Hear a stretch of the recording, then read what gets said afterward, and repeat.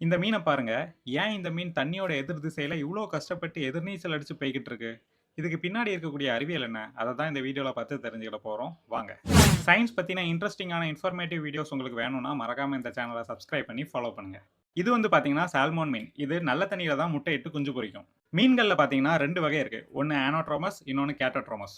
இந்த ஆனோட்ரோமஸ்னா உப்பு தண்ணீல வாழக்கூடிய மீன் நல்ல தண்ணிக்கு இடம்பெயர்ந்து அங்க போய் முட்டையிட்டு குஞ்சு பொரிக்கும். அதுவே இந்த கேட்டட்ரோமஸ்னா நல்ல தண்ணீல வாழக்கூடிய மீன் உப்பு தண்ணிக்கு இடம்பெயர்ந்து அங்க போய் முட்டையிட்டு குஞ்சு பொரிக்கும். இந்த சால்மன் ஃபிஷ் வந்து பார்த்தீங்கன்னா, நல்ல தண்ணீல முட்டையிட்டு குஞ்சு பொரிக்கும். அங்க இருந்து மைக்ரேட் ஆயி கடலுக்கு போய் அங்க இருக்கக்கூடிய தீவனங்கள் எல்லாம் நல்லா சாப்பிட்டு பழுகி பெருசாகி மறுபடியும் நல்ல தண்ணிக்கே இடம்பெயர்ந்து வந்து முட்டையிட்டு குஞ்சு பொரிச்சு கொஞ்ச நாள்ல இறந்துரும். இதுதான் அந்த சால்மன் ஃபிஷ்ஷோட லைஃப் சைக்கிள். இதுல ஒரு அதிசயம் என்னன்னா, சால்மன் ஃபிஷ் தான் பிறந்து வளர்ந்த இடத்துல இருந்து கடலுக்கு மைக்ரேட் ஆகி போனதுக்கப்புறம் குஞ்சு பொரிக்கிறதுக்காக மறுபடியும் தான் பிறந்து வளர்ந்த அதே இடத்துக்கு வருமாம். இந்த சால்மன் ஃபிஷ் கிட்டத்தட்ட 2500ல இருந்து 7000 முட்டைகள் வரைக்கும் இடுமாம். 1830கள்ல லட்சக்கணக்கில சால்மன் ஃபிஷ் கடல்ல இருந்து ஆறுக்கு வந்து இடம்பெயர்ந்து முட்டையிடுறதுக்காக வருமாம். ஆனா இப்போ வெறுமனே 1000 மீன்கள் கூட வரதில்லையாம். அதனால இஎஸ்ஏ அதாவது என்டேஞ்சர்ட் ஸ்பீசிஸ் ஆக்ட் படி இந்த சால்மன் மீன்கள ஒரு அழியக்கூடிய உயிரினமா அறிவிச்சிருக்காங்க. சால்மன் ஃபிஷ்ஷ அழியாம தடுக்கிறதுக்காக ஃபிஷ் லேடர் அப்படிங்கிற இந்த மாரி கட்டுமான அமைப்ப டேம் மாதிரியான பகுதிகள்ல கட்டி அந்த மீன மறுபடியும் தன்னோட பிறப்பிடத்துக்கு வந்து குஞ்சு பொரிக்கிறதுக்காக அரசாங்கம் சில நடவடிக்கைகள முன்னெடுத்திருக்கு. இந்த தகவல் உங்களுக்கு பிடிச்சிருந்தா மறக்காம லைக் பண்ணுங்க, சேனல சப்ஸ்கிரைப் பண்ணி ஃபாலோ பண்ணுங்க.